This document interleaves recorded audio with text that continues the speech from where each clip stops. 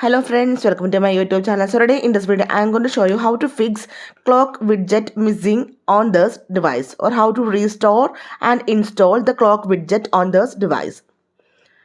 So in this device you can see on the home screen the clock widget is missing. So let me show you how to fix this one.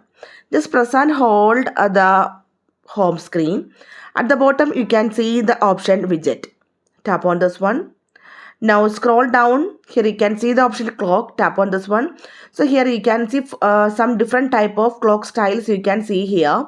So from here you can select any style of clock. Okay. So here I am going to select this one. This analog clock style. Tap on this one and tap on the option add. Now you can see the clock widget is here. So I am going to move this one to the home screen. Okay. If you press and hold this one, we can easily move this one. So now I am going to move this clock to the main home screen. You can see.